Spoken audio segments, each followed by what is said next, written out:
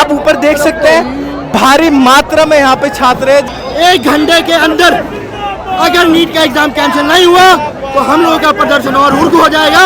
ये लाठी मार रहे हैं, नखून से ऐसे कर रहे हैं। अब पुलिस ने डंडे मारने चालू कर दिए हैं, पुलिस ने लाठी चार्ज चालू कर दिया है। ये वो नरेंद्र मोदी जो चाइना को लाल आके दिखाने की बात करते थे, जो 2 देशों में वॉर रुकवाने की बात करते थे, आज छात्रों के नाम पे उन्हें सांप सूंघ गया। सिर्फ डायरेक्टर से नहीं होगा, तो नैतिकता के आधार पे आपको अपने पद से इस्तीफा दे देना चाहिए।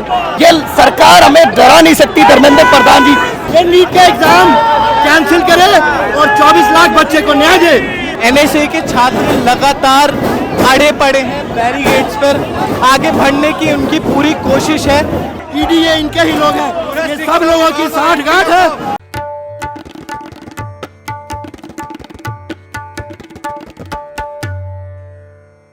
नमस्कार, द रेड माइक में आपका स्वागत है। मेरा नाम लक्ष्य शर्मा है और अभी हम मौजूद हैं जंतर मंतर पर।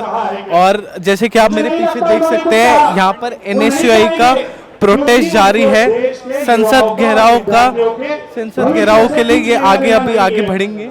और मैं आपको बता दूं, यहाँ पर एनएसयूआई के स्टूडेंट जो हैं वो देश भर से यहाँ पर हैं, तो आप भीड़ दे सकते हैं। संसद घेराव का प्रस्ताव है एनएसयूआई की तरफ से। और जैसे कि आप यहाँ पर देख सकते हैं, पुलिस की अच्छी खासी सिक्योरिटी है। आरएएफ के जवान यहाँ पर मौजूद हैं पूरी सिक्योरिटी के लिए, कि ताकि एनएसयूआई के स्टूडेंट कार्यकर्ता आगे ना बढ़ पाए। तो आइए आगे चलते हैं, बात करते हैं एनएसयूआई के छात्रों से कि आखिर वो चाहते क्या है, क्या उनकी मांगे हैं। अब भैया, आपका नाम क्या है? शाद खान नाम है मेरा।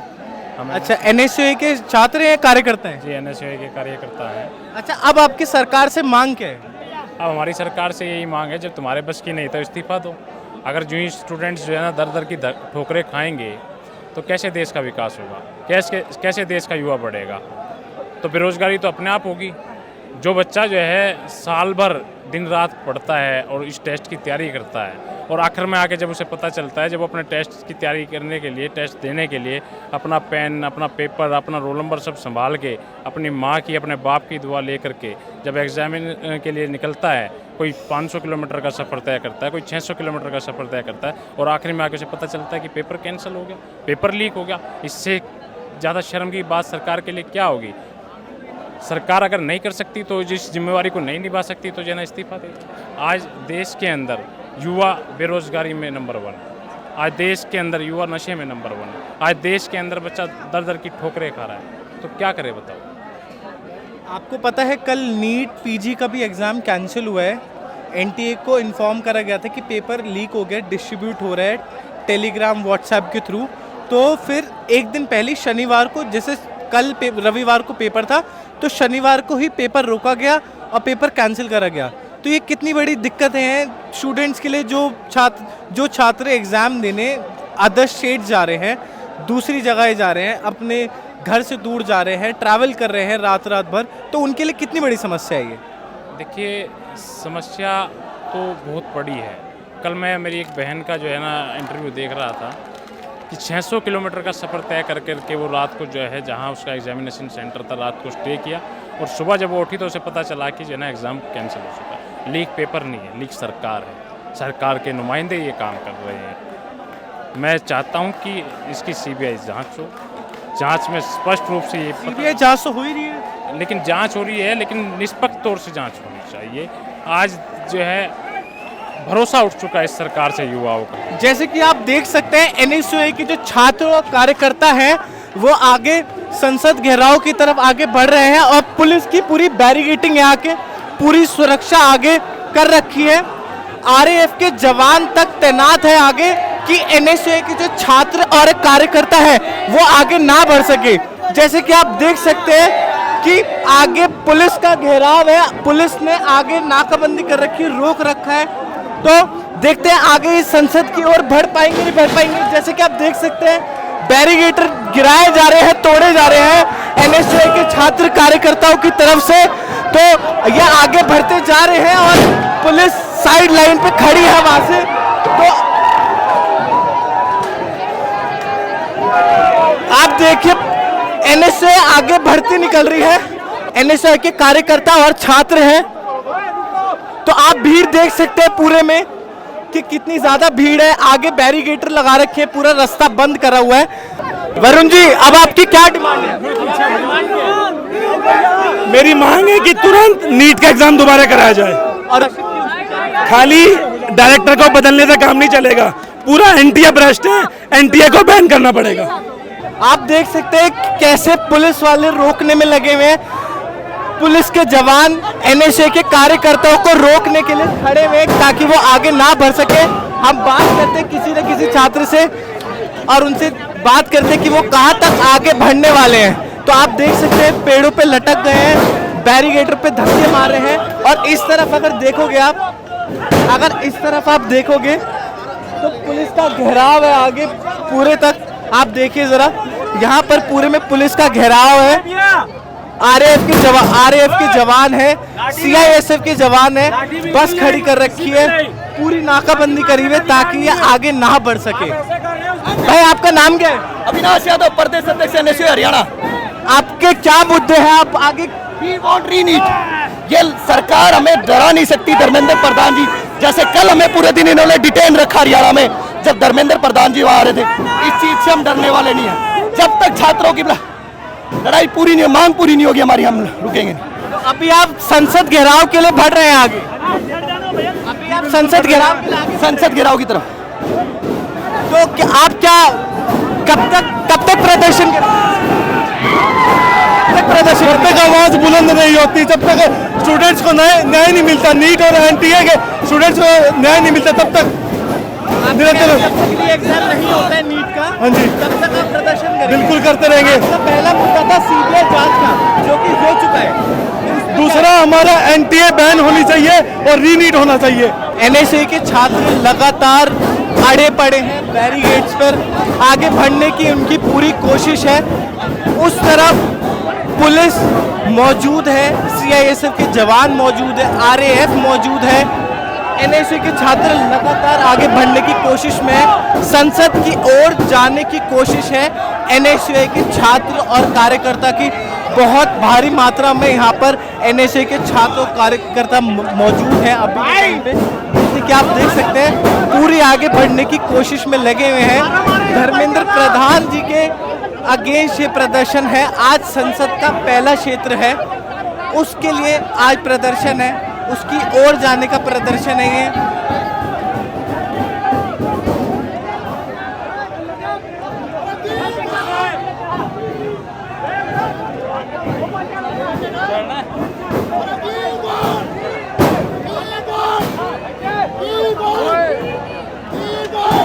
आपके क्या मुद्दे भाई? नीट का एग्जाम जो धर्मेंद्र प्रधान जी ने पूरे देश में जो वसूली किया है, ये नीट का एग्जाम कैंसिल करे और 24 लाख बच्चे को न्याय दे।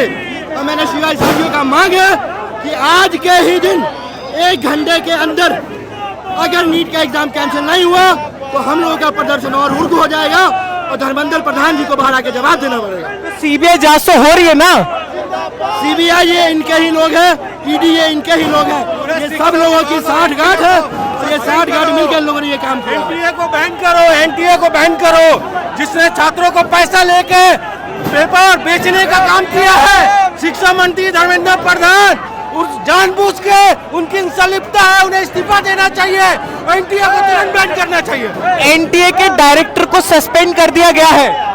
सिर्फ डायरेक्टर से नहीं होगा, पूरे सीबीआई जांच बैठाए और पूरा जांच होना चाहिए और पूरा री एग्जामिनेशन 24 लाख बच्चों का पुनः होना चाहिए। आप कब तक प्रदर्शन करेंगे? जब तक हमारी मांगों को पूरा नहीं किया जाएगा, देश का हर एक छात्र, हर एक युवा इसके विरोध में खड़े रहेंगे। आपका नाम क्या? मानना शर्मा। आपकी क्या मांगे हैं सरकार से?